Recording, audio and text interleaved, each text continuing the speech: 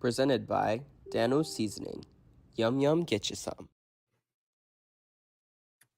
What's going on, everybody? Welcome into the Sunbelt Syndicate, part of the Dogs Media Network, sponsored by Dano's Seasoning. You can see down below, we do have a promo code on the site right now, Doggos, DAWGGOS. Great flavors. I used some today. I used some, TJ, we've talked about this in the past. I used some of the Chipotle one on a wrap I had today. Phenomenal. Again, I don't go light on this stuff. Nice and heavy. I even mixed it with a little honey mustard, as weird as that may sound. It actually tasted pretty good to me. Yeah, a little sweet, a little heat. Nothing wrong with that. Yeah. TJ has a lot of experience himself with some Dano's seasoning as he runs thick thighs and large fries on the side. It's almost like rhymes all the way around there. Yeah, it's phenomenal. Check him out. Wait, you got an Instagram for that? And where else are you at for that?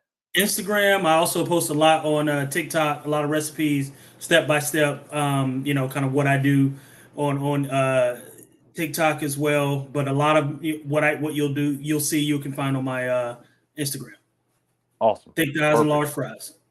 Absolutely. Give him a follow, man. It always makes me hungry when I see his stuff pop up. So that is TJ Corman, and I am the other half of the show here tonight. My playing experience is kind of null and void when it comes to expertise. I did dabble in a little flag football, but no real true on the field playing experience for football. On the other side of the equation, TJ here was a phenomenal athlete and got recruited out of high school as a quarterback to come to Appalachian State. Technically, TJ, you said as a running back first off. Yeah, running back at first, but turned into an athlete, which then later turned into wide receiver. So slot receiver, however you want to call it. But phenomenal. Yep. I heard you throw the word phenomenal out there. Let's pull it back a bit. Well, okay. Decent, pretty good. I'm gonna follow up the phenomenal with this. Started as a true freshman, finished his career with 3 straight national championships. Obviously, the big win over Michigan as well, and then had a shot at the NFL. You did a couple workouts for a couple different leagues, actually. When I was reviewing your resume here, as I went through all the guys who were trying to apply for the show, you were at the top of the list there, TJ. So just let you know. Yeah, I appreciate that. I appreciate it. Yeah. So anyway, guys, for everyone tuning in, I know we have hopefully some more viewers than usual or than we've had in the past. We'll start off with a little bit of some TJ breakdowns, some clips that we've grabbed from this past week of Sunbelt action. TJ will help explain a little bit more of what's going on or show us laymen's who are on the sidelines yelling about stuff that we don't understand. More of the interesting aspect of what we've got going on. And a reminder that as we go along, put your comments, questions, concerns in the comments, and we will try and get to you as we go down here live.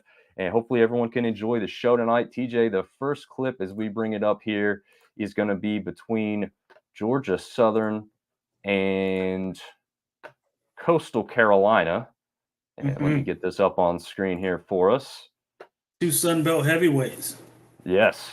Well, at least going into the season, we thought Coastal was. It looks like Georgia Southern could be more of a heavyweight than Coastal at this point. Apparently. Yeah, Coastal's been a disappointment so far. And, this play is an example of why, quite honestly. Yep. So we'll go through full speed first time. TJ, I'll let you take it from here, and I'll slow it down along the way. Yeah, you got your tight end goes in motion. They essentially what ends up happening is it becomes a 3-on-3, but the way that the tight end comes out and he blocks the outside man, he creates a natural pick or a natural rub with the outside linebacker. If you'll look and see the slow motion version, you'll see the outside linebacker trying to run. It's man-to-man, obviously, with that tight end. And he's running, he's covering that tight end receiver, but that tight end goes outside and he blocks the outside receiver, which creates a natural rub, again, like I said earlier, with his own man. So ends up being an 11-yard gain. Great play, great design by the coaching staff there. But, again, natural rub, natural pick. And it goes back to what we talked about earlier, Coastal not being fundamentally sound, second, third level, defenders getting in each other's way. So Coastal not shaping up to be what we initially thought they were going to be coming into the season. That's for sure. Definitely not. Definitely not. And it looks like, Georgia Southern's kind of picking up where they left off last year. I actually had a question on whether bringing in a second transfer quarterback in a row, Yeah.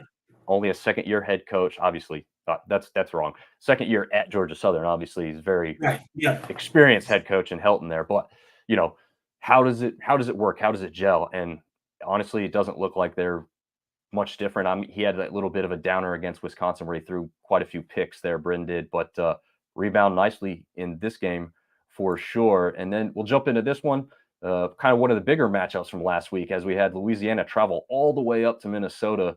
I don't know if you saw the clip, TJ. Louisiana put something out on social media where they had a lot of their players come over either before practice or after. I think it was before, and try and point out on a map where Minnesota was. And I think about half of them got it right. I imagine there's not very many people down in Louisiana, or at least playing football down in Louisiana, who know or care where Minnesota is. That's true.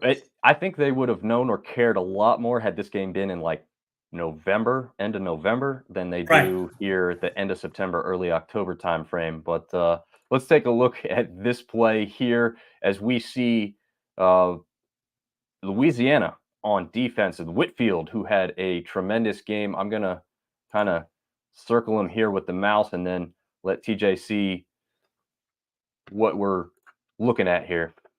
Yeah. Looking at an ET stunt, it's a unique ET stunt, and I don't know that it was by design because you got an accident or something happened with number 77 for Minnesota. I think he's center. He goes down immediately and gives Whitfield an open rush to the quarterback. But normally on an ET stunt, your end goes around the tackle. Well, in this situation, the end not only goes around his side tackle, but he also goes around the tackle closest to him. So I don't know if it was play design or just kind of maybe how the chips fell and he took the lane that was nearest to him that was open. Either way, ended up being a great play for them. But it looks like based on that other end's trajectory, his angle, it was supposed to be a double tackle stunt, but free rush to the quarterback. I mean, he's got nowhere to go. Excellent tackle by Whitfield. Great play design. Like I said, it's ET stunts, but I don't know that I've ever seen a double, I guess you can call it a double tackle, a double ET stunt, where that end goes around both tackles. I mean, that was great work, and it looks like you created, like I said, natural rubs. And they're using, like I said, in this case, you're just using your own men against you. There's no way that tackle or that center really can understand what's going on when you've got both tackles, basically stemming right and that end coming around to the left. So great play. Yeah. And it's like, obviously, like you said, he gets tripped up either by himself or one of his other linemen. 77 does for Minnesota, but Whitfield essentially untouched, unabated to the quarterback. Obviously, the only thing that took a little time was that he, goes lateral before he makes his way there. But man, great play there defensively to confuse them and get a little lucky there with 77 going down. Sure. Whitfield had himself a game. It's too bad Louisiana couldn't come out on top in that one, but yeah, they played them tough though. They did absolutely. And that first half, man, I thought they might have them. It looked great, right in it, blow for blow. But one that wasn't quite blow for blow, South Alabama and James Madison here in our last clip to finish up the clip segment. This one has JMU up 7-0, and after this first one, I'll stop talking so that TJ can share with us exactly what happens on this eventual touchdown here for the Dukes. Yeah, like I said, you've got your H-back or fullback or whatever. I don't know what the cool kids are calling these guys these days. H-back, fullback, whatever it is. Back when I was growing up, it was a fullback, but whatever. Comes across the formation. He looks like he kind of gives us a bit of a stutter and looks like he's about to take on that end to block. Freezes him, like you said earlier, Dominic, just enough to create enough room for the quarterback to get around him. Great pass on the outside. Nice little chip here by the receiver to get a hand on that outside shoulder, just enough to not get a block in the back call. Great blocking downfield by Zero. and it ended up being a great play overall. But, great play design. Like I said, that H-back really sold that fake block and allowed himself it gave himself a little bit of a cushion, gave the quarterback enough cushion too to get the ball. Perfect pass, perfect route, great blocking, great execution all the way around. Great play by JMU. And JMU really, I thought they were going to be good coming into the year. They've gone far beyond what I've even expected them to do. Again, this game really, it scores a lot closer than it actually was on paper. But going into this game, and now I think they're 6-0. JMU is really making a statement. Yeah, absolutely. Let me totally agree with that, but I want to go back to one thing because I want to ask your personal expertise on, I think it's 0 all the way over here who comes across. I don't know if you were looking at the numbers as much because I thought it was 9 at first. But then what's the feeling as a wideout when, okay, you don't get the touchdown, right? But if this is 0 here, not only does he come across, pull somebody out of position so that this guy can make the catch and start to get downfield, but if I'm looking at the number correctly and keeping my eyes on the right spot, 0's up here continuing his block downfield, which this guy gets tackled, doesn't get into the end zone. So how's that feel? Like you're directly responsible for a touchdown. You're not obviously getting credit, happens a lot, but is it still an awesome feeling? Do you feel like you're just as much a part of that play as the guy who scores essentially when you do something where it's like, without me doing all the work that I did, this guy's not getting in the end zone? Like, is that, do you feel that? No. Yeah, absolutely. I mean, listen, football is about all 11 men doing their job. Every position in football is dependent upon the other. That play does not happen without 0's block down the field. And it's that way, and more so in football than really in any other sport. All 11 parts have to come together. It's really a testament of the sum is better. It's greater. And so for that play, to answer your question, I've been a part of a lot of plays where, blocking was my assignment and I took pride in it. And I was, not to toot my own horn, but I was a damn good blocker. And I created a lot of holes, a lot of gaps, and a lot of people scored touchdowns off those plays. And you feel just as much a part of it as you would if you had scored yourself. Obviously, scoring feels a lot better. Let's not get crazy. Don't get it twisted. Yeah. Yeah. Let's not get crazy here now. Scoring a touchdown is way better. However, blocking feels good too, especially that next week when you're doing game film. Yeah. And you get called out in front of your peers. It's awesome for coaches to recognize your block as being the one that sprung them. So, absolutely. Okay, great. I mean, kind of a little bit of that question was common sense, but sometimes I feel like, do you feel slighted at all because you've done a lot of work that, but like you said, it maybe pays off in the end when you're in the film room and the other guys who didn't see it, right, because of what they were doing or what they were looking at, the defense was looking at on the sidelines as they weren't playing. Yeah. Then everybody notices exactly what made it happen. So that's awesome to hear that. Going over the scores themselves from last week, obviously the game we were just looking at before that, the Cajuns do go down to the Golden Gophers 35-24. Ultimately, I don't think TJ was a real surprise in this one. No. About what we maybe expected. I did pick the Cajuns to win this because I thought Minnesota wasn't great, but ultimately Power 5 at home, that's a pretty big travel. Not totally shocked, I guess, by the score in this one. Yeah, no, I mean, east to west, and you're also talking about north to south. Maybe not so much of a time difference, more so than it is certainly a travel distance. And I thought it was going to be a bit closer, but it's about what I expected as far as an outcome. But like we said, Whitfield had a hell of a game, so proud of what our conference could represent going up north. Yeah, absolutely. I don't think anybody's coming away from that one thinking that the Sun Belt's not coming with it every time. The game we did just look at, James Madison takes care of West favorite, at least early West favorite. I don't think I was going to say not anymore. Much anymore. Yeah. James Madison looks like the truth. And I guess we do have to give South Alabama a little bit of credit. I mean, they made that game a little bit closer there at the end. It didn't ultimately feel like they were going to come back and win it or anything, but they made it pretty respectable in the end. I just don't think that Jags fans are going to be happy with the respectable portion of it. So there's that. I don't know. Yeah. Did you get to catch any of this or see anything that besides the play we spoke of? That No, I I guess did. it's just a line play, right? I mean, JMU's just defensively and offensively great and They're sound on the just. I line. mean, they're better up front, and you got to think too. Like we talked about the recruiting in Virginia.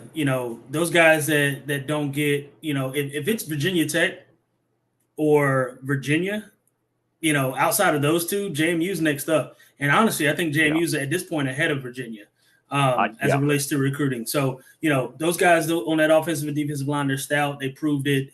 South Alabama really, like you said, they made it respectable in the end, but really it was never close in my opinion.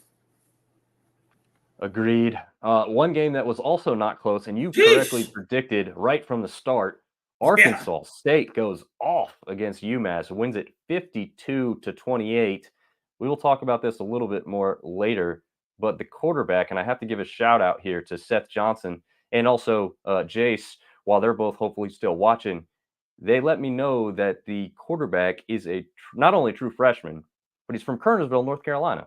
How about that?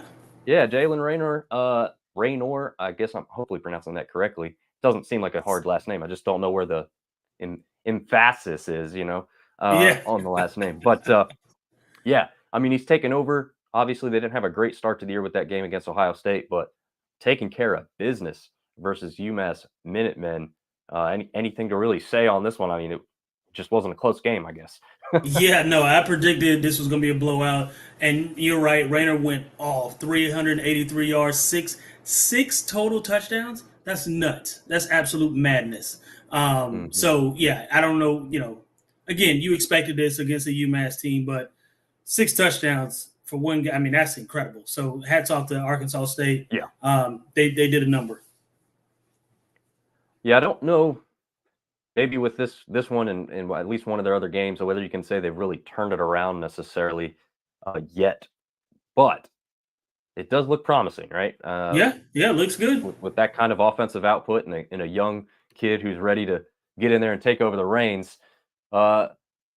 Now we follow that game up with one I watched almost from start to finish there. Marshall takes care of Old Dominion 41-35, but did you see the score in this one early, though? Did you see the score? Yes, and Marshall, I tell you what, Old Dominion had him, and Marshall had a whale of a third quarter. I mean, it was blow after blow after blow in the third quarter. And I mean, you thought, or at least I did early on, I was like, we're going to be owing these Old Dominion fans a huge apology, which we already have, based on our previous conversations. But I really thought they was going to pull this out against Marshall. It got to a point where like I kind of was rooting for him. I was like, this is starting to look good. Yeah. And then I don't know what Marshall did at halftime, but they exploded offensively against Old Dominion. And like I said, they had a great third quarter. Unfortunately, Old Dominion did not. Did put up more points in the fourth, but at that point it wasn't enough. Yeah, I do have to give a shout out to Callaway, man. I honestly wasn't very aware of him before this game. I knew about Fancher. I knew about Ali, obviously, for Marshall and the great running back and really offensive line they've really got there to make him have success. But, we did question 236 on the ground is crazy. 236 and 3 touchdowns. I mean, on 11 carries. Yeah. Yeah, it's not like he had 22 of them. Yeah. Right. It's like what – I don't even understand what happened. You got the ball 11 times and you had 236 yards. Was one of them for 100 yards? I mean, what are we doing? He had 1 for 70, 1 for 69, and 1 for 75. So, yeah, I mean, he had some big ones. So yeah, absolutely. Yeah, I would say so. It had to have been for, but like I said, I mean, they really they looked good, and especially in that first half. I really thought they were going to bring it home, but like I said, that third quarter, Marshall put the pedal to the metal, and it ended up being what it was. So kudos to them, but definitely hats off to ODU for a great game. There's no more victories, obviously, but great game by both teams. And I wanted to share a comment we got from Ronald here. Actually, I think I missed this live, obviously, because it's actually talking back about one of the film breakdowns where we talked about the wide receiver doing a lot of the work, but great observation. Doing your part to allow a score is great, but scoring is outstanding. I think TJ, you alluded to that, right? It's always more fun to Yeah. score still. So Yeah, that's my granddad, by the way. oh, okay. Very nice. Very nice. Well, thanks for tuning in, Ronald. We definitely appreciate Love you, granddad. it. All right. And the one, again, we started the clips out with this one. Georgia Southern takes care of Coastal Carolina 38-28. I think the basic thing that I took from this game is right when it looked like Coastal was doing their best to get back in it, Right. provide a little bit closer of a game. That's right when the pick six happened for Georgia Southern, right near the goal line, too. I mean, it wasn't even – let's see if I could pull it up here exactly how far it was when they had that 20 yards, I think is what it was. Yeah, they were in the red zone or close to the red zone, yeah. Yeah, yeah. And so, then Georgia Southern took off in the second quarter. I mean, I give you this. Coastal was consistent. They scored 7 points a quarter. Yeah, true. So they were consistent. It's just Georgia Southern. I think the game was won in that second quarter for Georgia Southern. And then, like I said, they poured it on even more in the third. And that's sort of, even with Coastal's last quarter score, it wasn't enough, and it wasn't going to be enough. They jumped out too much too quickly, and then after halftime, gave them another good shot, and that was all they needed. Yeah, I think you and I are both now experienced enough in this conference to know that even if you're consistently scoring 7 to 10 points a quarter, it's probably still not going to get you a victory in this current Sunbelt climate, as we could say. Especially when Brent's throwing for 322 and 3 touchdowns. Yeah, exactly. And one that was a surprise to me, not necessarily because of how it ended, but how the final score ended up looking. Obviously, Troy takes care of Georgia State, handing them their first loss of the season after beating them 28-7. I know there was some light conversation or possibility that Georgia State would be receiving some votes in the top 25 if they could keep it going. Certainly, if they beat Troy, that would have looked even better. But Troy brings them back down to earth here. It just wasn't really all that close for very long, I guess. They didn't. Georgia State didn't show up at all. I mean, if you look at this stat line, they didn't really lead in any category statistically. Did not have their best game. Troy jumped all over them. And really, Troy didn't have a great first half. I mean, he only scored 6 first half points. But that, like I said, that third quarter, man, how you respond coming out after halftime can make or break you as a football team. And it's not like a lot of halftime adjustments happen. It's just you get a chance to reset. You get a chance to refocus. I played football, and obviously I played football. And going into halftime, it's not like we change a lot from a game plan perspective. There's not enough time. But what you do allow yourself to do is to refocus, understand who you are as a team and what you're good at, and get back to what we call basics or fundamentals. And that's what Troy was able to do: reset, refocus, understand who we are as a team. And they come out and they jump on them 15 points. That's honestly what puts them away. That's what breaks their back. So not the output that I was looking for from Georgia State. But certainly, something I hope they can bounce back from. I mean, it's only one loss. So it's not like, they're not out of it by any stretch. And, sometimes I hate saying this as a former athlete. Sometimes a loss is good for you. Losing is never good. I hate losing always. Right. However, sometimes it does bring you back down to earth. So we'll see what happens. True. Like you said, kind of refocuses you back on some basics, which could have been a big difference maker, especially in that first half. And if you're further in it or leading after the first half, maybe just play better in the second half there. But I think your point is great. One loss isn't terrible, especially with what we've seen in the Sun Belt overall. The other good thing is this is the other side of the conference. So in the East, Georgia State's still sitting fine with the rest of their East counterparts. So this was a West loss. Not great. Again, still a conference loss, but not an East loss. So they're still kind of in it or good to go for the most part in that respect. We round out last week's action with the highest scoring affair of the weekend. Actually, this isn't rounding out the action. I'm sorry. Don't want to get ahead of myself. We have one last game that happens to involve our favorite team. But we have the Texas State Bobcats who took down Southern Miss 50 as expected 36. Did you expect 50 though? Did you I expect didn't expect 50. I will say that. That would be a Okay. lie if I said I expected 50. I expected them to win. And here's the thing with Texas State, I wasn't sure what team I was going to get, right? Because at the beginning of the season, they were shot out of a cannon. Right. And then they kind of tapered down a little bit and then came back down to earth a bit. Then they lost one. And then so I really wasn't sure who I was going to get. So 50 points, that's certainly a lot, but it's on par with how they started the season. But Southern Miss, I've grown to not expect a lot out of them. And sadly, because you and I at the beginning of the season thought they could be, a dark horse team. They could come out of the West and really surprise people. Sadly, we are not surprised. Actually, we are surprised, but just in a different way. yeah, that's true. The big surprise to me in this one, again, like not that final outcome. Although I did take Southern Miss to win this because I thought maybe this is where they right the ship a little bit. Since that opening victory, Texas State hasn't been phenomenal in any regards to me. No. I thought Southern Miss they're pissed off. Their fan base is mad. You at some point you got to win one, right? When that all accumulates to a win at some point. Well, that was all dashed almost immediately as they went down 21-0 in the first quarter. But they ended the first quarter 28-3, so it was even a bigger scoreline. Yeah, you knew they weren't winning that game. They made it a little bit. I don't know if I want to say even respectable, but they make it look a little closer than it was even in the end, to be honest. But yeah, I mean if you take away those 20 points in the fourth quarter against Scrubs, I mean it's 50 to 16. Yeah, you know what I mean. Like it's we're not giving them a lot of credit for garbage time points. No, exactly. I think that's a good point. Just a disappointing season for Southern Miss fans. I really thought they'd have a little more at this point of the season. Looks like we got another comment that came in.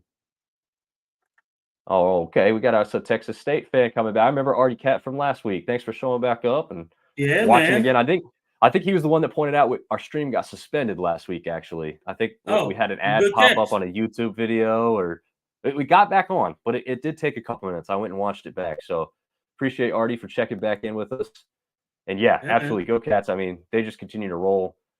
With that one on the west side, an inter-west matchup, right? That's going to bode well for them going into play. And then obviously we're going to end with the last score of the week as App State finished up the night, finished up the game. Yeah, exactly. Sweat off the brow. I mean, I remember sitting at the edge of my seat on the couch waiting for this one to end. I mean, we were texting each other. I can't tell you how pissed off I was during this game. Yeah. I can't tell you. I could not understand what we were doing. Both sides of the ball, defensively and offensively. It was one of those things where, and this you can't even blame this close of a game on coaching at this point. It was about our execution, and we did not do a lot of it, especially defensively. Players weren't in the right positions. We did get a pick six, which was great, but for the most part, I mean, we allowed too many big plays, and that's been the theme of us all season. We allow way too many big plays, way too many missed tackles. When we're good, but when we are not, we are really bad, and there's no in between. And I don't know how we remedy that. I mean, we make some really great plays on offense, and then it's almost like the stretch play, the read option, or not. I'm sorry, not read option. Read zone doesn't work, then nothing does. And we can't live in a world where we're one dimensional. And like I said, Aguilar made some great throws, but there were times where we made it harder on ourselves than we had to. And I think as a whole, we got to get back to, fundamental defensive football, because if our offense is scoring 41 points, well, I guess, 30 whatever points, right? Because our defense did score a touchdown. The one touchdown. Your offense giving you 30 plus points. There is no reason that the game should be close. Right. And I think looking back now, the rest of the game's pretty much blow for blow. But ULM starts off the game 14-0. That puts you in a hole in the pickle right there. Like, you don't want to be battling out like that on the road. The one thing that we've seen, and not specifically ULM, but just overall, there's sometimes really tough places to win at, right, in college football. Absolutely. And Wofford was one of those places. Yes. Okay. So Wofford was that for you. Apparently ULM is that for all the guys who have pretty much played in the Sun Belt so far. So Spartanburg, South Carolina, for whatever reason, It's just I don't know. It was their I don't know. It was our kryptonite. I mean, we lost once down there with when Armani. I think that was Armani's freshman year, or sophomore. I can't remember. We lost. Yeah, it was the year we beat Michigan. That's right. They beat us down in Spartanburg, and I'm like, how the hell does this happen? And then we go on to win out the rest of the season, and I'm like, it makes no sense. But sometimes a team just has your number, and I think ULM is that team. It shouldn't be that way because talent-wise, they don't match up. And I mean, on paper, however you want to slice this, on paper, on the field, wherever you look at this, talent for talent, position for position, it is not close. We are better than them everywhere. However, it's just one of those situations where it's a tough place to play, tough environment, and they're just a tough team when it comes to us. Like I said, Wofford was that way, with us for a good bit, actually all 4 years that I played there. And it just is what it is, man. And it's unfortunate, but, we made the best of a bad situation. Our kicker came through and what was that, a 51-yarder, 52-yarder? 54. 54. Yeah. Oh, yeah, because his career long before that was 51. Okay, yeah, that's what it was. Yeah, honestly, when he lined up for it, I thought there was no chance. Like I didn't think there was no chance. I actually thought there was no chance when we got the ball to start with. When we started that drive. The first play of that drive, I think, was an easy kind of screen pass. Yeah. Bubble screen kind of thing to I think it was Christian Horn. He catches the ball. And you could tell he was looking to be ready for the tackler to come in or something, and he just stripped himself up. Landed inbounds. No, it wasn't. I don't think it wasn't a screen. It was a drag route across the middle. And okay. If you're looking at the play, he's got 15 yards of green grass in front of him. Yes. And I think he was so anxious to get upfield. I could have thrown my remote through my TV when I saw that happen. I'm dead ass serious. I'm looking at it and I'm like, bro. First of all, you've got nothing but green grass in front of you. Second of all, you make one man miss and you're in field goal range. Yes. You know what I mean? So it's again. And at the very least, even if you go out of bounds early, you stop the clock, you got more time, you can take, a good look at the sidelines to see what next play you want to run. Here's the thing, even if he doesn't go out of bounds, still enough time to get up there, clock stops in college football when you're on a first down. So still enough time. Anyway, I don't want to live in the past. We won the game. It's great. I'm pissing myself all over again. Well, hey, it shows it's a good thing in a way. It shows that we care, one, but it also shows where we expect to be. So I don't think it's a bad thing. There's other fan bases out there that would just be like, oh, okay, we lost. That's not what this school is. And most of the Sun Belt schools, honestly, that's not what these schools are about. They want to win. It's important to them, and that's what they care about. So the entire Sun Belt Conference is, as Mike Tomlin would say, the standard is the standard. And the bar has been set pretty high for a lot of these teams. Louisiana, us, Troy, Georgia Southern, Coastal. We're calling Coastal a disappointment this year based on their output. And they actually, comparatively speaking, aren't. I mean, they're 2-3. I guess 2-4 now. Still there's enough runway to turn it around. But again, the standard is set so high because of traditionally how well this conference has played, not just against each other, but how they've performed throughout college football, and against some top teams. JMU against their in-state rivals, I guess you can call them that at this point. App State versus Carolina, Texas State against Oklahoma State. I mean, you've got some teams that are really, really good in this conference, and we expect to go out and not just compete. We expect to win. And that's the difference in a lot of these mid-major conferences versus our mid-major conference, is that the expectation is to win. And no matter who we play, there's going to be some time. Again, Georgia Southern, Wisconsin. Do we think Georgia Southern is going to beat Wisconsin? Absolutely not. But we absolutely know that they're going to go up there and put on a good show. So, the standard is the standard. Yeah, and honestly, we talked about that one. If Bryn doesn't throw, he had 5 picks? I think they had 6 turnovers as a team. That game is different. That game is different. So just like that Louisiana Minnesota game there, you got people coming away going, don't mess with those guys. That's not exactly. Don't schedule them again, which is good and bad. There's some you want there's those some games. sweat being wiped off some brows when the Sun Belt plays these other conferences, especially these P5s. Oh yeah, absolutely, absolutely. Well, that wraps it up for last week's action. We get into this week's action after a short break from Dano's, our presenting sponsor for the show. Yum yum, get you some. Yum yum, get you some. Yum yum, get you some. Yum yum, get you some. Dano Seasoning, food's favorite flavor. Yum yum, get you some. I'm Joe Burrito, your favorite burrito. Whoa, whoa. Joe, we Hey. all know you're the best. What? You can always do better. What you got? Try the new Dano's Hot Chipotle. Hey. Ooh, that's spicy. Yum, yum. Yum yum, get you some. That commercial must Dancing. have been in my mind when I had the Chipotle today. Yeah, absolutely. Yeah, my wrap didn't look quite like the burrito, but it is similarly shaped. Except I put it on the inside. Listen, I I wasn't just trying to make a learned mess. last year. I just learned last year how to perfect a good wrap, and still not perfect, but like the Right. folding of the edges, all that kind of stuff. Like I just learned how to do that and make it good. So listen, your wrap probably looks better than mine. Well, I so that you've explained that, I have to explain that I used to work at a bagel shop where we also did wraps for lunch and Oh, stuff. well, so, see, that's cheating. yeah, my wrap better look better than yours. You know, Yeah, I would hope so. I used to do it, man. But Yeah. yeah, I put a little ham, cheese. Well, actually, I didn't have ham today. I had turkey and cheese.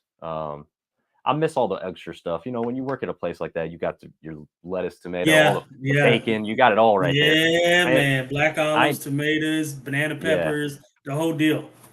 I'll disagree on the black olives, but I like the banana peppers and the whole rest of what you said. There's a lot of vegetables that I like to eat. I'll put most anything on my sub. I mean, I'll give almost anything a shot except anchovies. Okay. I'm not ever giving anchovies a shot. Well, there we can definitely agree on that one. I'm not touching anchovies, man. I'll Yeah, I'll that even won't do ever happen. pineapple on pizza. That's not my favorite. I'm not going to order it, but I'll No, eat it. yeah, but if somebody else buys it, I'm not going to turn it down.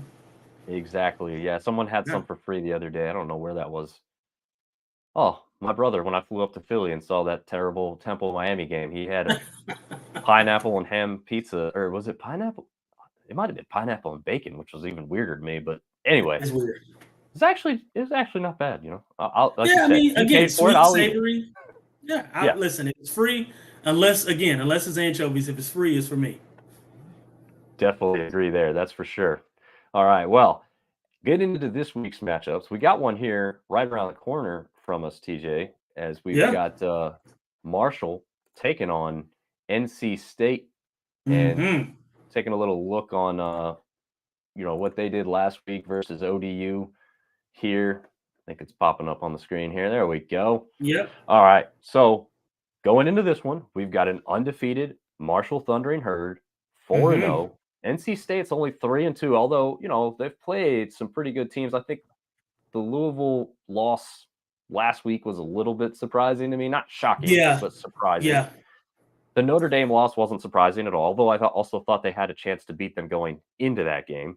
Sure. I did look up this statistic before we get your thoughts. NC State, 5-0 all time versus Marshall. So they've never won here. Let's start off with your thoughts on, do they have a shot to finally break into that and get a victory over the Wolfpack here in Raleigh? Yeah, a shot, absolutely. Absolutely. Anybody's got a chance for the most part. Any day you suit up to play. I will say, however, I don't think it's likely. I don't think it'll happen. I tell you what, I don't know how much faith I have in Armstrong. Sometimes he shows me flashes that he's great. And by great, I mean above average, pretty good. And then there's sometimes I'm just like, who the hell is this guy? Like, what am I looking at? So Yeah. I don't really know what to expect from him. I know NC State defensively is pretty tough. So I think they'll give the Thunder and Herd a big blow up front. And I do think, they probably outmatched them, on that front offensive defensive line. So I think that's where the game will be won and or lost. Depending on but Vegas has it at, only 6.5, so less than a touchdown. So anything's possible. But I if I had to bet my money, I got State coming away with this one. NC State coming away with this one. Do you? I'm going to lean the other direction. I think this is a Marshall team. Now, I'll be honest too. Marshall has not blown me away. Obviously, last week against an ODU team that we thought probably both of us going in, Marshall would handle. They didn't. They allowed them to run the ball rather easily with some big, big gashes. They cannot have that kind of defensive performance against NC State come away with a victory. Not in my mind, they can't. Even if your offense is firing, you're going up, like you said, against a bigger, stronger, outmatched defensive front of the Wolfpack there. There's a reason that most of these kids are in the ACC and in the P5 level. That's not to say that they all deserve it and Marshall doesn't. I'm not trying to say that, but let's break away from. Let's try not to get suspended this time here on this. Let's not take away that ad that's popping up. No. What do we always say, TJ? No free ads, right? No free Randy. Yes. So the interesting thing is though is Armstrong going to be the starter? I think NC State literally like yesterday maybe just changed their starter to give this other kid a shot. And I think after that performance he had against Louisville, he deserves it. Yeah. And so if that's the case, does that change your mind at all? I mean, like you got a guy who's not got the experience that Armstrong has coming in now too. So the thing that happens with that a lot of times is you don't have enough on tape, right? There's no film study on you. It's not a whole lot to prepare for. So, from a pass rush perspective, it's one of those things where I don't know, should I be rushing upfield, contain edges? Is he a run threat? I don't know what I don't know, right? True. And so there's that aspect of it. So it could be good or it could be bad. I would say, again, like I said, I honestly think this game, if NC State can run the ball, manage the clock, and be dominant up front, I don't think – I will say – I'm not going to say I don't think it'll be close, but I think they come away with this game and cover the spread. Okay. I'm sticking with my Marshall pick, though, just because I want to. Yeah, listen, don't let me change your mind. I'm just – don't let logic change your mind. No, I'm just kidding. Yeah. Damn it, TJ. Damn it. Oh, man. Yeah, we'll have our little first take segment where we take opposite sides of the spectrum just so we can battle it out here. No. Yeah. I want it for Marshall, I guess, is the basic thing, right? Sure. Me too. If NC State was coming in like 1-4, something really terrible, and you're like, it's undefeated versus a 1-4 team, whatever. Maybe I'd feel a little different that I don't know. The local team, I guess, kind of. I'm not a State fan. I don't really care whether they win or lose. My uncle went to State, but there you go. So a little bit of connection. You've been on the sideline for a game at least, haven't you? Oh, a bunch of games. Yeah, a bunch of them. Yeah, my uncle LeVar Fisher, he played there back in early 2000s. So got some ties there. But I went to a lot of camps back when Chuck Amato was a coach. So. This was a long when he talked like this and he was just their coach? The guy that was shorter than I am, running around with a thick chest and small arms. I was gonna say it's shorter, but he was like, that was the weirdest built guy with the strangest voice to come out of his body that I think I've ever seen. I remember laughing out loud as a kid when I heard him talk because I didn't expect what I heard. Yeah, imagine me being in high school at their football camp, and I'm like, this is who's yelling at y'all in practice? How do y'all stay focused? So wait, you wouldn't rather play for Chuck Amato than Deion Sanders? Yeah, right. Right. I don't know. I mean, I guess did he play at State or did he played football somewhere though, didn't he? I don't know. That's a good question. Somebody Google that and let us know. Yeah, I'm not sure where Chuck Amato. Yeah. I see at least some viewers in the count up there at the top of the screen. Yeah, somebody let us know where Chuck Amato played college football. Yeah, one of the other aspects I did note is obviously throughout the history of this, it's like one of these games was like back in 95, I think, before two kind of more recent games in 2017 and 2018, which were the exact same scoreline, 17-point difference in the game. Dave Doran was still the coach for both of those latest victories. So he's got some experience. However, obviously, he doesn't have any experience with Coach Huff, who is now at Marshall, and also beat Notre Dame last year on the road. So again, those are some of the little aspects, TJ, on Yeah. why I'm sticking with my Thunder and Herd pick. And honestly, I don't think it's enough, even if they win this, to get into the top 25. But I definitely No, think no, they'll be no. gaining a lot more votes to be right there on the cusp, which could be interesting, right? We get Yeah. closer to It'll Marshall, James depend on Madison, how it. Marshall, App State. Yeah, it'll depend on how it comes down towards the end of the season. My hope is that App State stops all of that, but we'll see how it goes. Well, I do agree. That one, I'll definitely agree with you on Yeah. that one. That is also a 2 p.m. Eastern start on the CW network. Someone else on Twitter, I think it was. Oh man, I don't want to discredit, so I'm not even going to say who I think it was. But all games will be televised across major outlets. Well, no, there's 3 of them on ESPN Plus still. Two Either way, major outlets. yeah, that's true. ESPNU for the next I one. mean, Which, I got ESPN Plus, so I don't know what I can't speak for everybody else, but if you don't, yeah, step your damn game up. yeah, no free ads. But if you don't have ESPN Plus as a Sunbelt fan, you're doing something wrong, man. Because you're That is gonna a get fact. almost every football, basketball, and baseball game, along with soccer, volleyball. Yeah, and it's like $8 a month. You spend $8 Yeah, a month on a burger. So yeah. go watch If you're football. if you're a sports fan, I know people say I don't want to pay extra for ESPN. Man, you pay extra for everything. Like you said, you Literally everything. go to a gas station and soda's almost $3 Yeah. anymore. So yeah, it's Yeah. just Extra deal dipping with it. sauce at any restaurant is like 35 cents. So Yeah. you're paying extra everywhere you go. You can What pay a little pisses bit me off? extra for some football. I paid a little extra for a BK dipping sauce the other Yeah. day. Well, this was weeks ago now. And I get all the way home. I need to do what you do. I've seen you say this before. You will sit there and search your bag to make sure they've given you everything you're supposed to get. I Absolutely. I didn't do don't that. leave. Listen. I'm not leaving the drive-through line until I check. I don't care how many cars. It could be 1,000 cars behind me, and it could take me 10 minutes. I am checking my entire bag before I pull off. And you can blow your horn. You can do whatever you want to do behind me. I don't care who's mad. Don't make me any difference. I'm checking my bag before I pull off.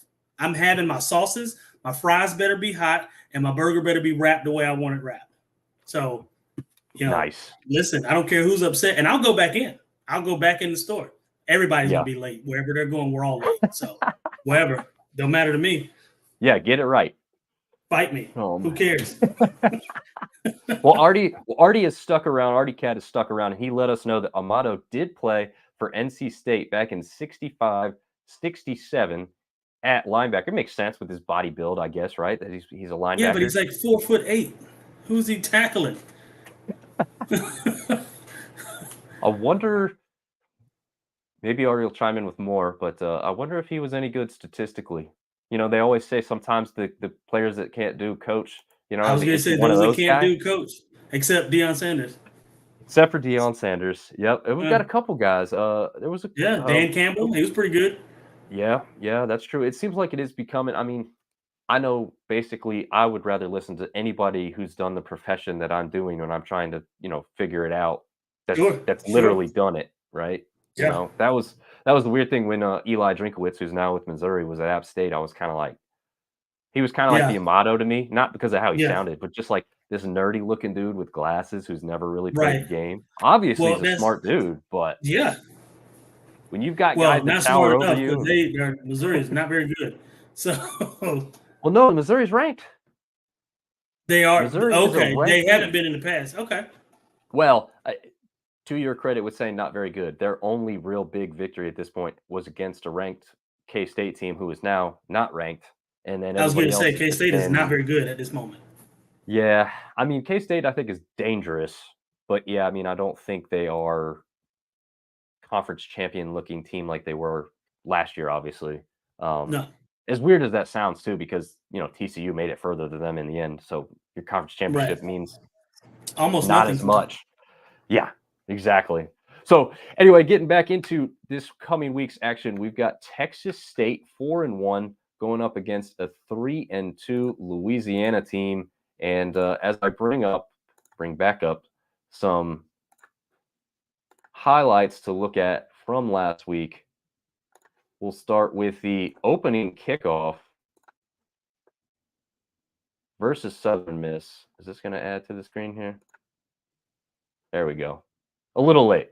Nonetheless, Here goes Marty all the way down the field, right off the Yeah. jump versus Southern Miss. Yeah, they Went jumped on out to on have him quick. yeah, he went on to have a very productive day overall. I think he went for 3 rushing touchdowns. I'm not sure if that 3 touchdowns includes this here. I don't believe it does. I think he had 4 total touchdowns, if I'm not mistaken. But definitely somebody to look out for, along with TJ Finley, obviously also having a great game in this one. I don't know. It's a sneaky game though, because Louisiana, overall record's only 3-2. But you Right. saw the scare they just put into Minnesota. Not necessarily that Minnesota's a world beater of any sort, but a Power 5 Well, team no. at home. They came away with a great showing overall. Who continues to kind of roll here? If you want to call Louisiana coming off a loss of rolling, I guess I don't want to say that, but Yeah, well, here's the thing though. I said this a little bit earlier. I don't know what Texas State team I'm gonna get. Yeah. Like, if I get Texas State that played against Oklahoma State, then yeah, I'm picking them. Absolutely, I'm gonna pick them. That was South Alabama before you get there. Oklahoma State. You mean Baylor, right? Yeah, that's what I'm sorry. I'm sorry, Baylor. My apologies. No But problem. if I get them, then I'm like, absolutely. That's who I want to pick. But I just don't know who I'm gonna get. And I think that is what I guess is the conundrum in this game. I mean, if I had to choose based off what I know, Louisiana is the better talent. And usually in the past has been. I can't call this one. I mean, Vegas has a line at 2.5 for and I don't know, man. I don't know. I mean, I'm gonna go with Vegas and I'm gonna pick Louisiana, but I'm not happy. I'm not confident at all. This could go either way. Yeah, I would not have any confidence in either direction real good. Real heavy, I guess I should say. And Artie's going to chime back in here. Let's see what he's got to say. Texas State defense will have to play a lot better than last week, but I think the Bobcats get the win versus the Cajuns. I can't disagree with that, especially if they do play that better defense. Exactly. That's what I'm saying. Like, it depends on the Texas State team that I get. If I get who I think they can be, then yeah, I'll go with Texas State. But also if I get who, Louisiana, I know Louisiana can be. At the end of the day, if both teams are playing at their best, Louisiana is a little bit better than Texas State, in my opinion, if both teams are at their best. But again, they're so up and down. I don't know. I wouldn't be surprised who wins this game.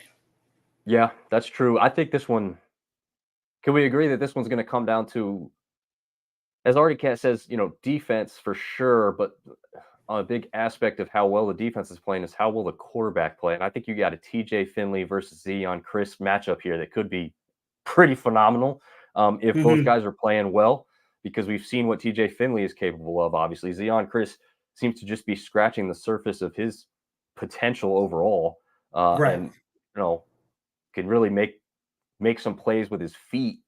Yeah, I don't know. I'm actually kind of surprised, like you are, maybe, that the spread is in the favor of the Cajuns in this one. I mean, I'm not surprised that it's in favor of the Cajuns. Okay. I'm surprised that at this point in the season that it's only 2.5, which speaks to where I thought I think we thought Louisiana would be. That's what surprises me, is that Louisiana's not been as consistent as they have been in the past. Right. Yeah, the ODU loss. Obviously, we've seen what ODU's capable of against Marshall, just this past week. And spoiler alert, I'm picking ODU versus Southern Miss, and certainly not by 1.5. I'm picking them by a lot. So there's that. 1.5 is the spread? Well, 1.5 is the line for Vegas, and I'm gonna tell you right now. And they've got Southern Miss, and they've got Southern Miss winning it by 1.5. Oh, it's gonna be a hell and a no for me. I'm taking ODU all the way, not jump ahead, but also to jump ahead. Oh no, that's I'm telling fine. you that right now. So let's is that the next one I got? Well, No, that's the last game. It is the last game. Okay, yeah. Well, we'll keep it in order then. But yeah, I mean, we'll definitely probably agree on that one. So this one, I guess specifically here, Louisiana versus Texas State down there in Cajun country at 3:30 Eastern time on ESPNU. Again, Cajuns favored by 2.5. We'll see if that comes. This is definitely one I'm going to be watching, especially Yeah, because absolutely. what's nice is the first 3 games of the day are a little bit staggered. We can watch the starts of every single one of them. Yeah. If we're watching from home, I may be going to the Marshall NC State game in person. I don't. It's not often that we get to see games. When App's on a bye. Well, I guess it's not really a bye week. They play Tuesday night, but you know what I mean. Yeah. They're not playing Saturday. It's not often that you can travel easily to another conference team that you'd really like to see in person. So I may be checking that one out. Let's jump into the next one that's got Arkansas State versus Troy. Troy. I'm telling you right now, I'm gonna take Troy, and I'm gonna take Troy not because they're just better. I know Arkansas State has had some games where they surprised us. I know they've played well at times, but they've not been consistent enough to make me think that they can beat a Troy team, especially a Troy team that plays as well as we know they're capable of playing. Yeah, that's true, and I think Troy just showed that last week against Georgia State. Right. I mean, we both understand and agree that Georgia State did not come ready to play, but I would assume that they definitely stepped the game up in that second half, and Troy was still able to put them away easily, even with them playing a little bit better. Yeah, I don't know. I mean, Arkansas State's now got this phenom at the quarterback position. It's definitely worth him getting more points overall. But we know Troy's predicated on that defense that they've got. I don't think it started the season as well as it ended the season last year. But maybe they're rounding back into that phenomenal defensive front that they've got and, putting it all together, get these guys that are younger, a little bit more experienced by now. Yeah, I mean, this is interesting. I don't think we even touched the overall thing on the last one. By the way, jumping back into that last matchup, just to note this, because I did have it up and I forgot to mention it. The Cajuns 9-0 all time versus Texas State. So there's another thing to lean on you for your Cajun pick in that one. But as far as this one goes, this one shocked me. So between Arkansas State and Troy, who has the overall series lead? A little bit of trivia. Just take my guesses. I mean, my guess now is Arkansas State. Yeah, I gave it away with how I asked. Yeah, that's true. True. But they are 10-8 all time versus the Troy Trojans, which let's think about this for a minute. When App State actually came into the Sun Belt, Arkansas State was the top dog, really. It's kind of hard to remember that because they've been down for so long here lately, but they were the class of this conference before a lot of these newcomers had come in. So for them to be in the overall lead, I guess, should not be shocking. But yeah, I mean, I was still a little surprised, I guess, because of recency bias that Troy wasn't taking this one. But Troy does have the last 2 victories. So that also tells you where the current layout lies with that. I think get back again, most important position on the field. If Gunnar Watson has a terrible game, I think Arkansas State may have some sort of chance. But yeah, I mean, I wouldn't put any money on it. I'm taking Troy. No. I'm probably taking Troy to cover with that 16-point spread, even too, to be honest. But another funny anecdotal note about Arkansas State. My cousin actually played basketball. Shout out Jim Jones, North River. He played basketball at Arkansas State, and his older brother, Dwight Jones, played basketball at Colorado. Shout out Colorado. Oh. Shout out Arkansas State. Very nice. Very nice. Did not know that. Yeah. Got some family ties to a bunch of these colleges around here. Yeah, there you go. Artie Katz also chimed back in again. Troy, even after last week's big Arkansas State upset, just all-around better team, but Arkansas State might make it close. I think that's perfectly said, honestly. I think it's fair. I think it's fair, but I honestly don't think, like I said, if we get the Troy that we know we should get, I don't think it'll be close. I think they cover the spread. I think it's 16.5, and I think they win, probably about 20 if Troy plays the way they should play. But that's true. if in ifs were fifths, then we'd all be drunk. So That's true. I think, we talked about the defense for Troy. I think the offense for Troy is actually better this year than it was last year. I'm not saying like wins and loss, obviously, because of Troy's start versus last year versus this year. But I think, if you buy the eye test, I think Troy's offense is better this year than it was last year as a all around, spreading the ball around and having success in more spots. So, they go out there and they beat, this highlights here from the Western Kentucky team. This one's actually 2 weeks ago, since there wasn't really many highlights from last week's game versus Georgia State. In fact, there were no highlights that I could find. But yeah, that's the bad downside about ESPN Plus. These bigger places put these highlights on YouTube to find easily, but ESPN Plus doesn't have a highlight package put together for you that makes it nice and easy. right. Jumping into the first of the 7 p.m. Eastern games, we've got South Alabama versus Monroe. They're both just 2-win teams coming into this one. Any thoughts on who rebounds better, I guess? Obviously, they're both coming off a loss just last week. Yeah. South Alabama goes down to JMU. Monroe goes down to App State. And that's a shocking heartbreaker if you are a Monroe fan. Obviously, as an App fan, it's fine. But, what do you see possibly happening? Looks like USA is a 10.5-point favorite in this one so far.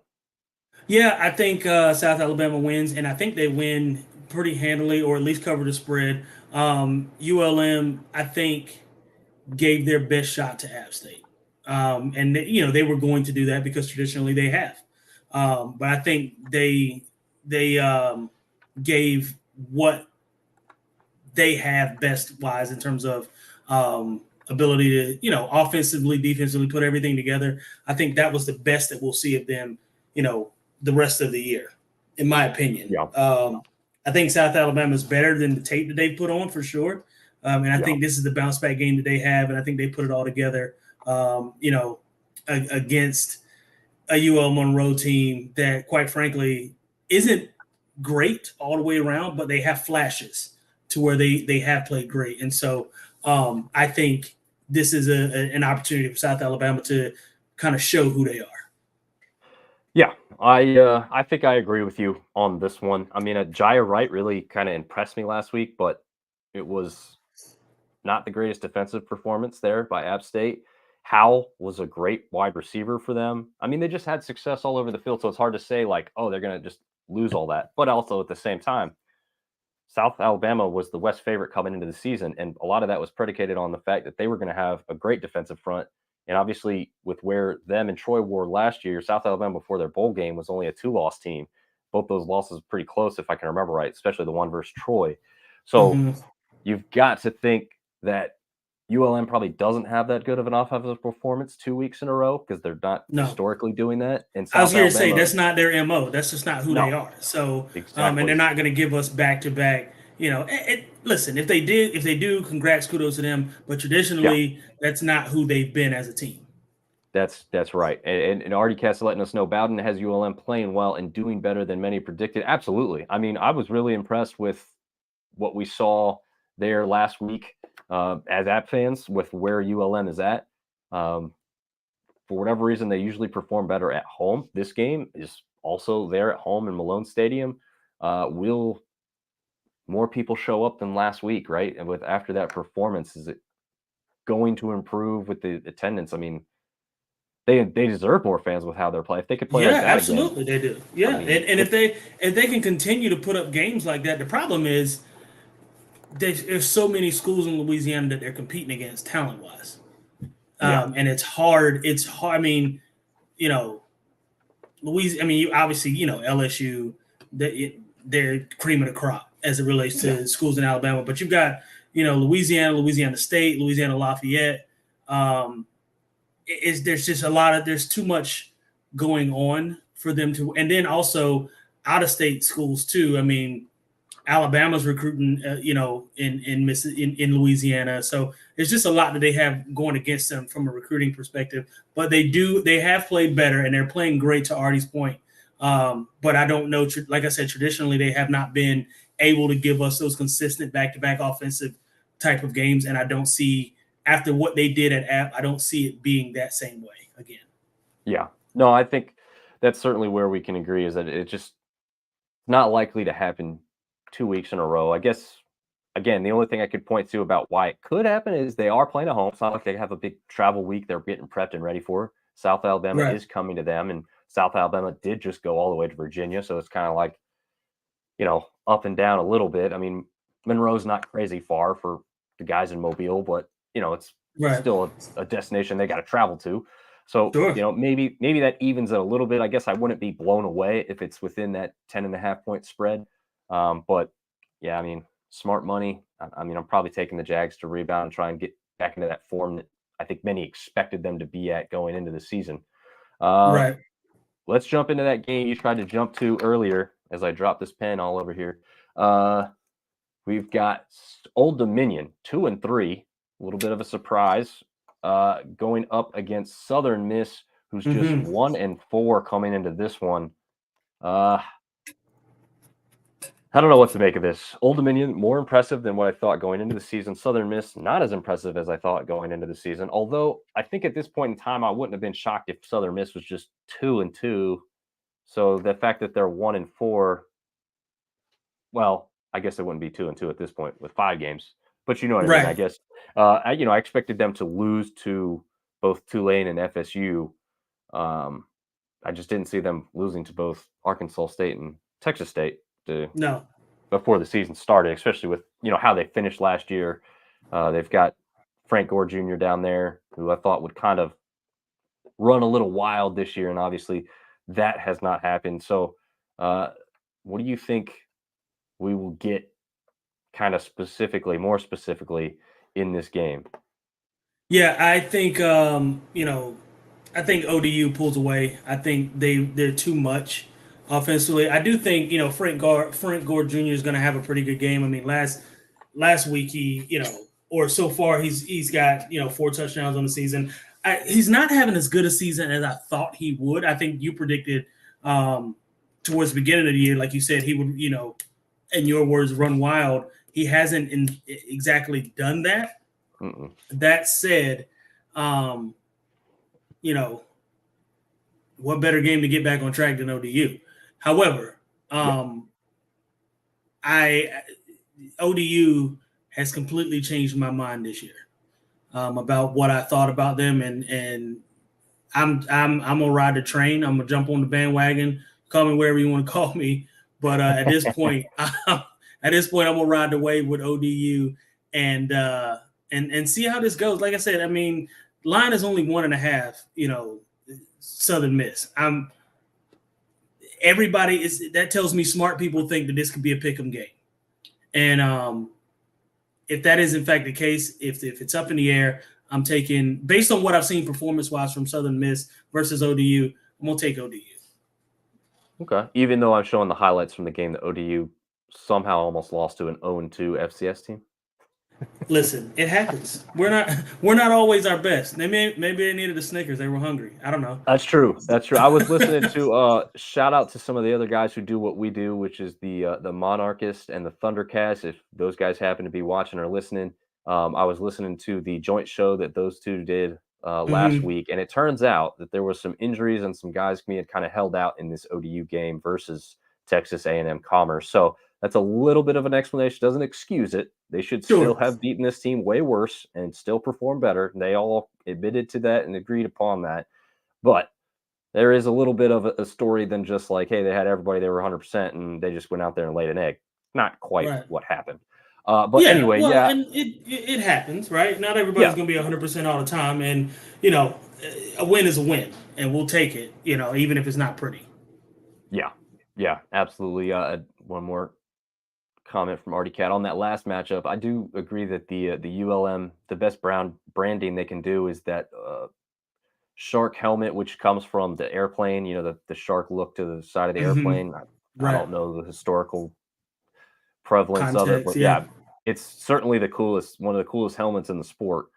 Cool logo overall, and definitely one that ULM better stick with moving forward because it's vastly superior than what they've got otherwise. I mean, Warhawks is just a cool name. You got to do something better than that Right. ULM logo that they've got there. It's just a tad boring. But anyway, Yeah, going I back to agree. this one. Yeah, they're going back to this one. Hey, it's our another presenting sponsor with Bones Coffee.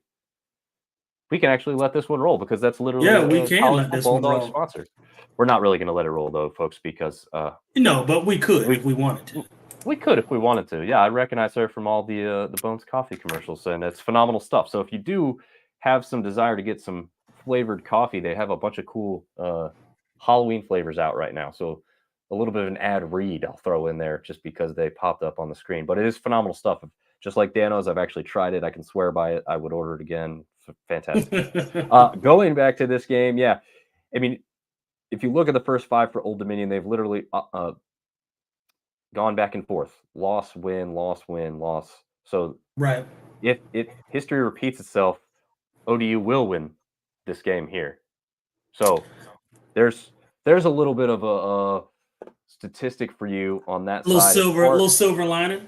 Yeah, as far as the overall historic matchup between these two teams, I won't give you any lead in for this one. And it's also a trick question, but what do you think who leads the historic matchup between ODU and Southern Miss?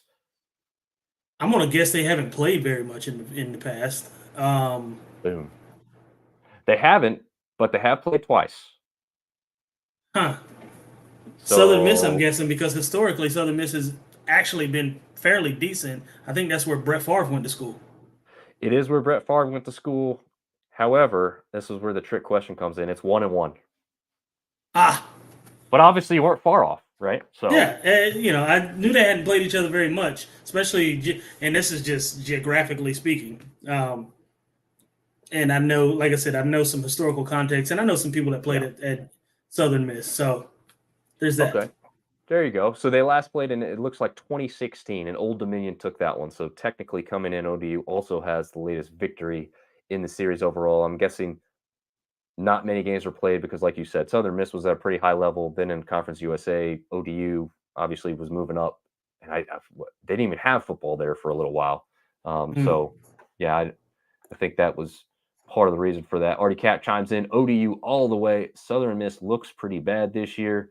See, he agrees. Yeah, I mean, He's right. listen, the proof is in the proverbial pudding, and I don't even like pudding.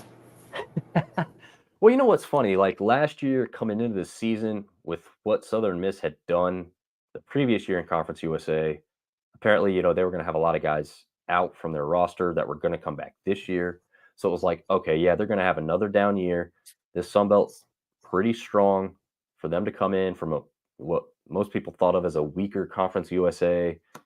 Then they come in and they actually were pretty impressive overall. I mean, they were one of the only teams that beat Tulane last year. We know where Tulane ended up. Right. But obviously coming into this season, expectations were unfortunately quite a bit higher, and they've fallen pretty flat so far. It looked like, going back to the Frank Gore thing, it looked like they were kind of holding him back a little bit early because they were going to save him for some of their bigger matchups and bigger opponents, and it hasn't worked out for them. And maybe he's banged up. It's one of those things that you just don't know the true history of. But yeah, I agree with you and Artie Cat on this one. Definitely ODU, sticking with them, even though we both kind of thought that the Golden Eagles could be a little bit of a dark sleeper, deep sleeper pick for the conference overall, or at least to make some noise, but doesn't look like that's going to happen. That'll wrap it up for what we got coming up this week. We'll have to actually talk, TJ. We haven't quite talked about this yet. With App State playing on Tuesday night, we'll have to do something for some coverage before that one goes. Maybe a let's short get together special episode. Yeah, let's do a little 15-minute episode on Monday night. See how it goes. Yeah, we could do something like that for sure. We'll talk about that more after the show or after that, but wanted to touch on anything you wanted to speak on for our extra point segment. Anything big from top 25, your Dallas Cowboys. I mean, what are your thoughts overall on what the college landscape looks like in the rest of the football world? Yeah, not a lot of surprises last week in the top 25. Obviously the entire world is following Colorado and what Prime is doing up there. Shout out to them. They put up a hell of a fight against USC. I thought they did really well. Caleb Williams is an absolute dog.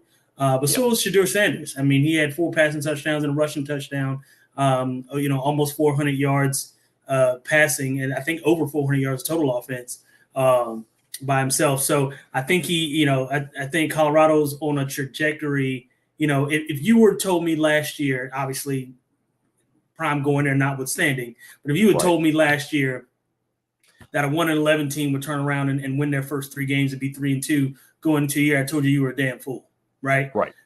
So I think what Prime is doing is absolutely spectacular. I think it's great for the college football landscape. Obviously, it's one of those things. It's the Prime effect, and I think a lot of kids are going to want to go there. And I think where they're going to get better is in the trenches. Those big kids up front.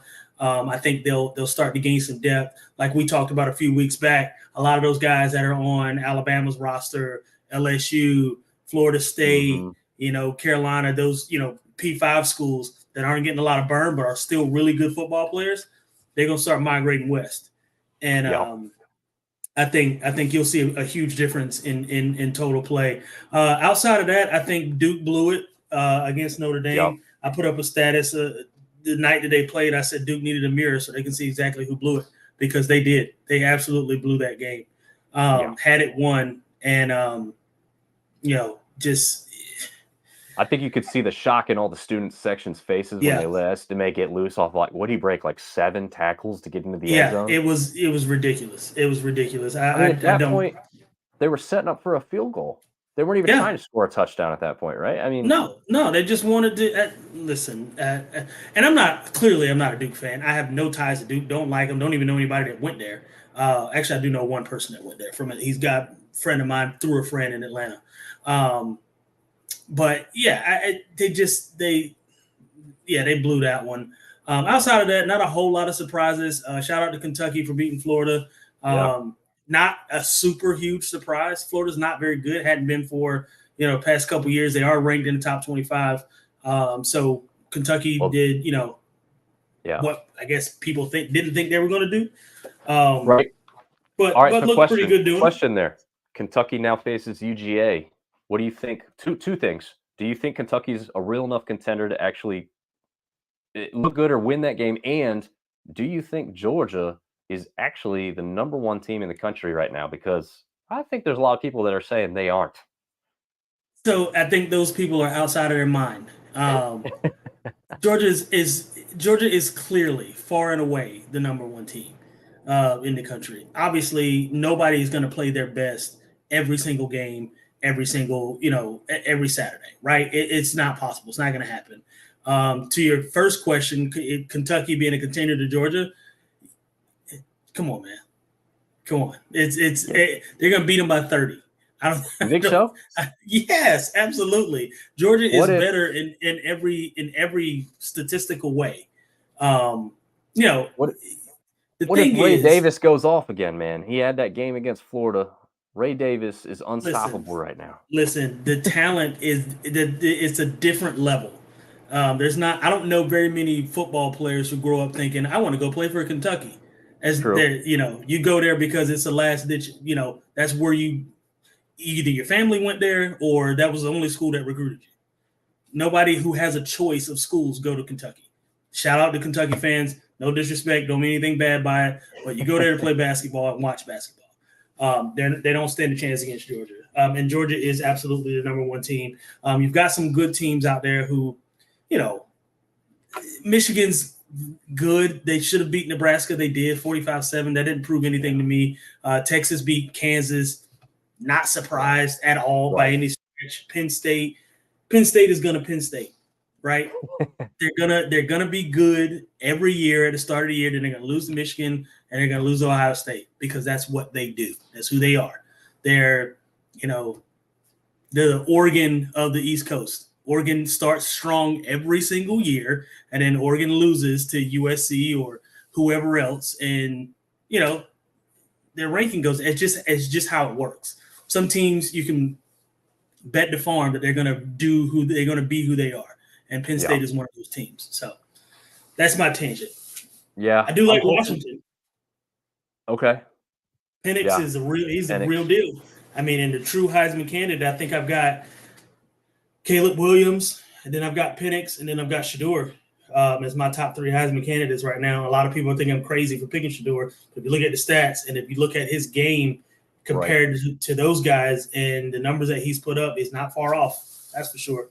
Yeah, which is kind of surprising. I mean, I think the thing that just hurt him right now is that performance against Oregon, right? I mean, it just wasn't good. But like you said, overall, if you just don't look at the game specifically and just look at the overall stats, he's still there. Ask yourself this question. You start the college football team right now, you want Bo Nix or you want Shador Sanders? It's a good question.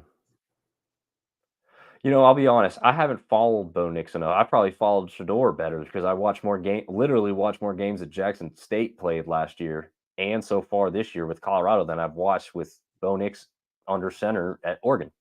I'll tell you this. So I'm picking Shador just because I literally have watched him more. Well, and not just that. Think of it this way. There's a reason why Bo Nix has played for 3 teams in his college career. Yep. Good quarterbacks don't have to switch teams. Let's just put it that way. Shador switched the team for a different reason. Right. I would follow my father, too, if he was the GOAT. Yeah. Literally the greatest football player to ever touch the field. But Bo Nix, come on, man. Nobody's picking Bo Nix as their starting quarterback anywhere unless you're Oregon. Come on, man. I'm not selling what Bo Nix is buying, or I'm not buying what Bo Nix is selling. That's for sure. That's not. Yeah, I can't disagree with that too much. I will say this: so my top 3 right now are Caleb Williams, Michael Penix Jr., and I do have Bo Nix in there. But again, but for people that don't know how I rank things, like Georgia ain't my number 1 team. I'm not saying they can't be number 1. I'm not saying they're not the favorite in the SEC. Who you got number 1? Michigan. I got Michigan. I think they're the best showing team right now. Now, does Michigan end the season? But who have they played of note that makes you say, yeah, they're better? Like no one Michigan has played is better than anybody that Georgia has played. Well, that may be true. I'm trying to see. Okay, so but with who they've played, you're right. I mean, their schedule right now has not been impressive whatsoever, and they really don't play anybody until they play. Literally, they end the season with Penn State, Maryland, Michigan, or Ohio State. So that's going to be their test, and they'll lose 2 of those games. No, they'll lose 1. They'll lose to Ohio State. Yeah. Well, I think right now I'm leaning heavily on the defensive stats. There's not enough teams that are performing well defensively to impress. Like let's just take USC for example, right? They can outscore just about any damn body, but their defense they give horrendous. up 100,000 points a game. Yeah, I get it. And Lincoln Riley is known for having those types of defenses. So to me, I mean, people are putting them in the top 4, and I do think I have them up in the top 4 right now. If they're not, they're right outside for me. But they're not well rounded enough. I mean, they could beat anybody. They could literally, them winning a national title wouldn't shock me. But they could also lose by a field goal because they couldn't stop anybody with 2 minutes left to go and a timeout. You know what I mean? Yeah. So there's that. And I'm the type of guy who's going to put stuff that's changing a lot more throughout the season, right? Like I said, me having Michigan at number 1 is not me thinking Michigan's ending the season at number 1. Could they? Sure, but that's not why I have them ranked there. To me, it's what they've shown so far. They haven't even. I get it. I get literally that. Haven't allowed more than a touchdown in any one game this year. Not a single game.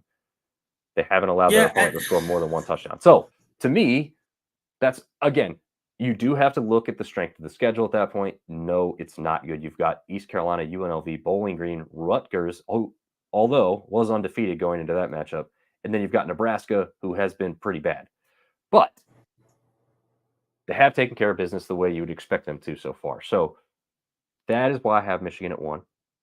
But looks like we lost TJ. See if he jumps back. No, I'm here. No, I mean, and I was trying to pull up Georgia's schedule and see who they've played comparatively speaking. I mean, UT Martin, Ball State. I mean, they played South Carolina. South Carolina's better than anybody that Michigan's played so far. UAB, quite frankly, is better than anybody Michigan's played so far, and Auburn certainly is better than anybody Michigan's played so far. And I'll question you on the UAB one. You don't think Rutgers could beat UAB right now? no, I don't think so. I think UAB's offense is too explosive. I think UAB has they're not going to stop them, but I think they could certainly I think they could 45-41. Gotcha. You know what I mean? A USC type situation. Right. They're not good enough to stop anybody, but they can certainly score 40 quickly, unless it's against Georgia. Right. And even against Georgia, they put up 21. Yeah. I think that was my question mark with Georgia is the defense where it used to be? And two people's credits with where they're putting Georgia, Kirby Smart himself has come out and said that, this is not the last 2 seasons worth of Georgia. We're not at that level. I think he's being realistic. Well, no, but nobody in college football is, though. Right. Who in college football is as good as they were last year? Not Alabama, not Michigan. No. I mean, TJ Hawkinson is listen, you got Alabama, Michigan, Oklahoma certainly is not as good. Texas is kind of teetering. They look almost as good, maybe a little bit better than they looked last year. Outside of that, who you got? Who looks the same way they looked last year or the year before? Yeah. Again, maybe Michigan, but that's about it. Yeah, that's true. Michigan's pretty consistent in that realm. Yeah, college football as a whole, the top 25 as a whole, they're down comparatively speaking, talent-wise, and what we saw in the past 2 years. Georgia's last year team would have blown out this Georgia's team. They beat them by 20. Yeah, I can agree with that. Absolutely. So, but also if everybody else goes down, then it's not that big of a deal. Yeah, it's true. Very true. Maybe to wrap it up here, any thoughts on either James Madison or Marshall possibly jumping into the top 25 anytime soon? I think those are our top 2 aspects or teams that we can look at right now. But, obviously both undefeated. I think that's the aspect. When you're a Sun Belt team or a G5 team in general, you have to be undefeated to be in that top 25 ranking early on. I've got to see. I can't remember who James Madison plays after this week. What's James Madison's schedule? Because I know NC State certainly won't catapult Marshall into the top 25. They're a good win for them and for us as a conference, but that's certainly low level P5. Yeah. I'll pull it up now. They play Georgia Southern, who at right now is 4-1. We'll have to see how this weekend goes. But 4-1, if they come in at 5-1, is that enough? Well, actually, they won't come in 5-1. They don't play this weekend. So you've got a matchup that'll have JMU versus Georgia Southern, who are both off this week, and they won't meet in week 7. So, I don't know how many points people are going to give Georgia Southern as far as being a. Well, that's what I'm saying. How quality of a win is that if Georgia Southern's already lost? Yeah, and that loss was bad, honestly. Right. Now, if they played better, it would have been a bit of a good loss, I think, honestly, because you just don't turn the ball over 6 times, and you've got a much better chance of winning the game. But and also too, Wisconsin is not considered a juggernaut even in their own conference. So true. Very true. Yeah, I don't know. I think it's still a few weeks away. But if they keep winning, they both keep winning. You've got I'm gonna put money on the line and say Marshall. Marshall will be the first one to get ranked. Why?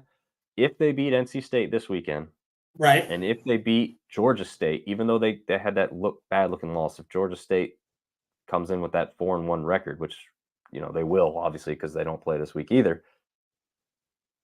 Now you've got Marshall sitting at a possible 5-0 coming in, beating a 4-1 team as well, also having beaten a Power 5 team,